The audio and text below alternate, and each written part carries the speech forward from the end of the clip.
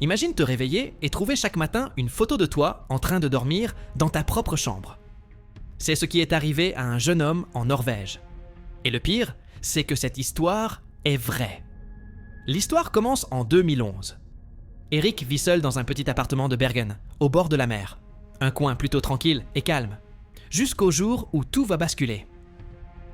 Un matin, Eric se réveille et ouvre son ordinateur, lorsqu'il voit un nouveau fichier sur son bureau. Un simple nom, un point JPG.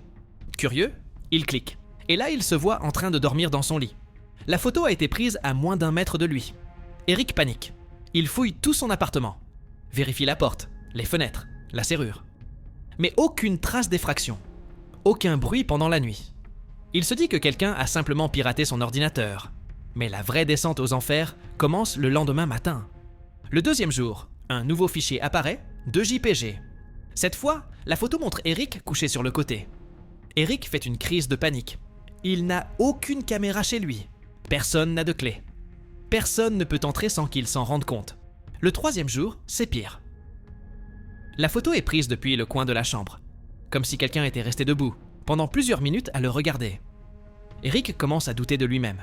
Il se dit qu'il est peut-être somnambule, qu'il s'est peut-être photographié tout seul. Mais une chose cloche. Les photos sont prises comme si le photographe était très bas, à hauteur de genou. Eric met des pièges, des fils, des objets devant la porte. Il bloque les fenêtres. Chaque nuit, il vérifie tout. Mais chaque matin, une nouvelle photo apparaît. Un jour, il se réveille et voit le fichier neuf JPG. Mais cette fois, la photo n'est pas lui. C'est sa porte d'entrée prise depuis l'intérieur. La porte étant ouverte, Eric hurle. Il court dehors, descend dans la rue sans chaussures et appelle la police. Le soir même, les agents fouillent l'appartement. Ils ne trouvent rien jusqu'à ce qu'ils vérifient en dessous du lit. Et là, ils tombent sur un petit espace aménagé, une couverture, des restes de nourriture, un vieux téléphone portable et surtout un album rempli de photos d'Eric. Certaines prises le jour, mais la plupart prises la nuit. Les enquêteurs ont retrouvé plusieurs dizaines de photos d'Eric en train de dormir. L'intrus était un homme sans domicile qui s'était glissé dans l'appartement quand Eric avait laissé sa porte entre-ouverte en déplaçant des cartons. Il vivait là, dans l'ombre, à quelques centimètres de lui.